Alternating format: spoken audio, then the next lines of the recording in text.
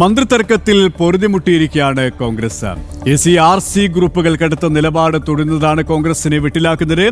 ആഭ്യന്തര ഇല്ലെങ്കിൽ മന്ത്രിസഭയിലേക്കില്ലെന്ന കടുംപിടുത്തത്തിലാണ് രമേശ് ചെന്നിത്തല. ധനമടക്കമുള്ള സുപ്രധാന വകുപ്പുകൾ വേണമെന്ന് KCയും വാശി പിടിക്കുന്നു. വകുപ്പ് വിഭജനത്തിലും ഗ്രൂപ്പുകൾക്കനുസരിച്ച് മന്ത്രിസ്ഥാനം വീതം വെക്കുന്നതിലുമെല്ലാം ACC നിലപാട് നിർണായകമാണ്.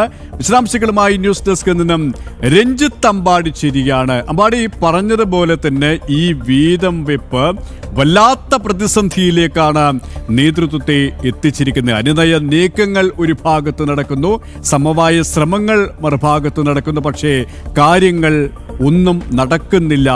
ആ രീതിയിലാണ് നമുക്ക് പുതിയ സാഹചര്യങ്ങളെ മനസ്സിലാക്കേണ്ടി വരുന്നത്. അവിടെ ദേശീയ നേതൃത്വത്തിന്റെ ഒരു ഇടപെടൽ വീണ്ടും അനിവാര്യമായി വരികയാണോ? തീർച്ചയായിട്ടും. കാരണം അല്പസമയം മുമ്പ് VD സതീശൻ രമേശ് ചെന്നിത്തലയെ വഴുതക്കാട്ടിലെ വീട്ടിലെത്തി കണ്ടിരുന്നു. ആ കൂടിക്കാഴ്ച പോലും ദേശീയ നേതൃത്വത്തിൻ്റെ നിർദ്ദേശപ്രകാരമായിരുന്നു. കേരളത്തിൻ്റെ ചുമതലയുള്ള AICC ജനറൽ സെക്രട്ടറി ദീപാദാസ് മുൻഷിയുടെ നിർദ്ദേശപ്രകാരമാണ് VD സതീശൻ രമേശ് ചെന്നിത്തല ചെന്ന് കണ്ടത്.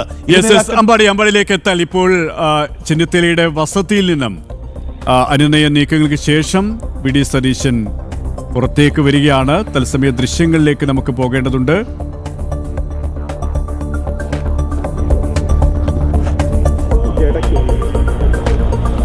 ഏകദേശം അരമണിക്കൂറോളമാണ് ഈ അനുനയ ശ്രമങ്ങൾ നടന്നത്.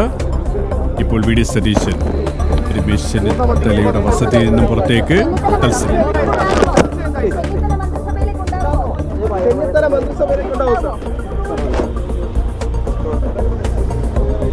മാധ്യമങ്ങളുടെ ചോദ്യങ്ങൾക്ക് ഒരു ഉത്തരവും അദ്ദേഹം നൽകിയിട്ടില്ല. വിനീഷ്, മാധ്യമങ്ങളോട് പ്രതികരിക്കും എന്നാണ് നമുക്ക് മനസ്സിലാക്കാൻ കഴിഞ്ഞില്ല. പക്ഷേ യാതൊരു പ്രതികരണവും നടത്തിയില്ല. അതായത് ആ ശരീരഭാഷ കൂടി കൂട്ടിച്ചേർക്കുമ്പോൾ ഒരു സമവായത്തിലേക്ക് എത്താൻ കഴിഞ്ഞിട്ടില്ല സതീശനെ, നിയുക്ത മുഖ്യമന്ത്രിക്ക് എന്ന് വേണം മനസ്സിലാക്കാനല്ലേ?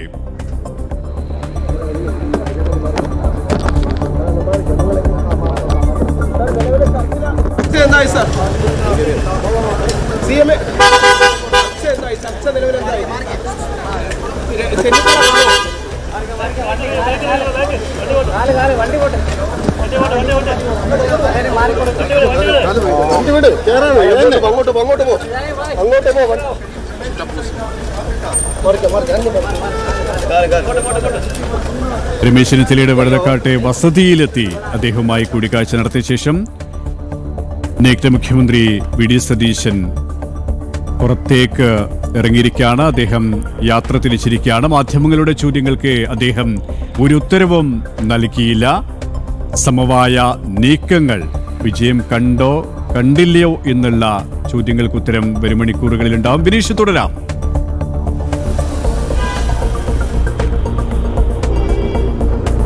തീർച്ചയായിട്ടും KP രമേശ് ചെന്നിത്തലയുടെ മുഖഭാവം വായിച്ചെടുക്കുമ്പോൾ ആ ചർച്ച കൃത്യമായി പരിശോധിച്ചാൽ നമുക്ക് മനസ്സിലാക്കാൻ സാധിക്കുന്നത് അത്ര അനുനയ ശ്രമങ്ങൾ പാളിയതാണോ എന്ന് സംബന്ധിച്ചുള്ളൊരു സംശയം നിലനിൽക്കുന്നുണ്ട്. കാരണം ഒരു തരത്തിലുള്ള പ്രതികരണവും VD സതീശൻ നടത്താൻ തയ്യാറായിട്ടില്ല എന്നതാണ്. പല തവണ നമ്മൾ ആവർത്തിച്ച് ചോദിച്ചു, രമേശ് ചെന്നിത്തല ഈ മന്ത്രിസഭയിൽ മന്ത്രിയായിട്ടുണ്ടാകുമോ അല്ലെങ്കിൽ മറ്റേതെങ്കിലും ഫോർമുലയുണ്ടോ എന്ന് സംബന്ധിച്ചുള്ള ചോദ്യങ്ങൾക്ക് കൃത്യമായ മറുപടി VD സതീശൻ നൽകുന്നില്ല. അദ്ദേഹത്തിന് പലതവണ നമ്മൾ അദ്ദേഹത്തുമായി പ്രതികരണത്തിനായി അദ്ദേഹത്തിന്റെ മുന്നിൽ എത്തിയെങ്കിലും നമ്മൾ ദൃശ്യങ്ങളിൽ കണ്ടതുപോലെ തന്നെ അദ്ദേഹം പ്രതികരിക്കാൻ തയ്യാറാകാത്ത ഒരു സാഹചര്യം തന്നെയാണ് ഉണ്ടായത്.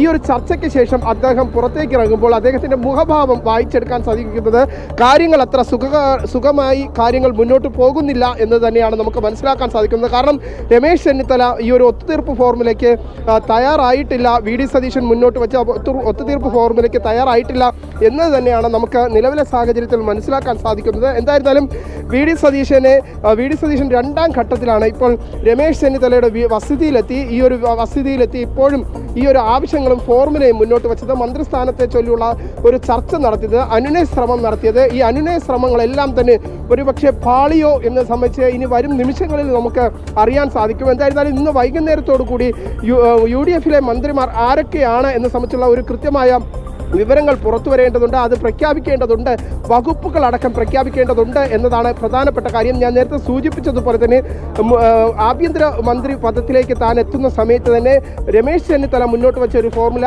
രണ്ടുപേരെ, തൻ്റെ അനുയായികളായ രണ്ടുപേരെ മന്ത്രിസ്ഥാനത്തേക്ക് എത്തിക്കണം. ഒന്ന് അൻവർ സാദത്തും ഒപ്പം തന്നെ IC ബാലകൃഷ്ണനെയും ഉൾപ്പെടെയുള്ളവരെ മന്ത്രിസ്ഥാനത്തേക്ക് എത്തിക്കണം. ഇരുവരും കഴിഞ്ഞ 4 ടേണായി MLA ആയി തുടരുന്നതാണ്. അതുകൊണ്ട് തന്നെ ഇവർക്ക് മന്ത്രിസ്ഥാനത്തേക്ക് എത്താനുള്ള അവകാശമുണ്ട് എന്ന തരത്തിലുള്ള ഒരു നിലപാട് തന്നെയാണ് രമേശ് ചെന്നിത്തല മുന്നോട്ട് വെച്ചത്. അങ്ങനെ പരിശോധിക്കുകയാണെങ്കിൽ നിലവിൽ ലീഗിന്റെ കാര്യമാണ് കൂടുതൽ പരിങ്ങലിലേക്ക് എത്തുന്നത്. കാരണം അൻവർ സാദിനെ അൻവർ സാദിന് MLA മന്ത്രിസഭയിലേക്ക് എത്തുകയാണെങ്കിൽ ലീഗിന് 5 മന്ത്രിമാർ എന്ന പദവിയിൽ നിന്ന് ഒരു മന്ത്രിയെ ഒഴിവാക്കേണ്ടി വരും. അങ്ങനെ ഒഴിവാക്കേണ്ട ഒരു സാഹചര്യത്തിലേക്ക് ലീഗ് കടക്കില്ല എന്നതാണ് നമുക്ക് മനസ്സിലാക്കാൻ സാധിക്കുന്നത്. ഇപ്പോഴത്തെ സാഹചര്യത്തിൽ രമേശ് ചെന്നിത്തലയും പ്രീതിപ്പെടുത്തേണ്ടതുണ്ട്. രമേശ് ചെന്നിത്തലയുടെ ആ ഒരു ഫോർമുല VD സതീശന് അംഗീകരിക്കേണ്ട ഒരു സാഹചര്യം നിലനിൽക്കുന്നുണ്ട്. കാര്യങ്ങൾ എങ്ങനെ മുന്നോട്ട് പോകും എന്നത് നോക്കി തന്നെ കാണേണ്ടിയിരിക്കുന്നു.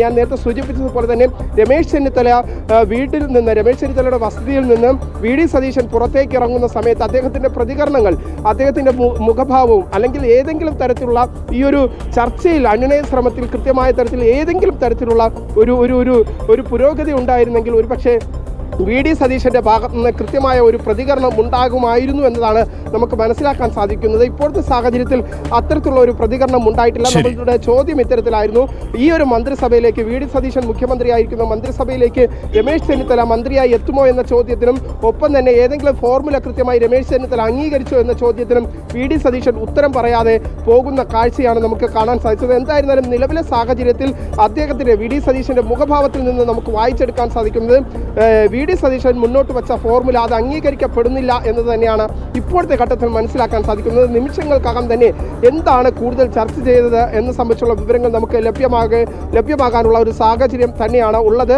എന്തായിരുന്നാലും അല്പസമയത്തിനൊക്കെ തന്നെ ഈ ഫോർമുല VD സതീശൻ മുന്നോട്ട് വെച്ച ഫോർമുല അംഗീകരിക്കപ്പെട്ടോ, അല്ലെങ്കിൽ രമേശ് ചെന്നിത്തല മുന്നോട്ട് വെച്ച ഫോർമുല അംഗീകരിക്കപ്പെട്ടോ, അല്ലെങ്കിൽ ഈ അനുനയ ശ്രമം പാളിയോ എന്ന് സംബന്ധിച്ചുള്ള കൃത്യമായ വ്യക്തത പുറത്തുവരും.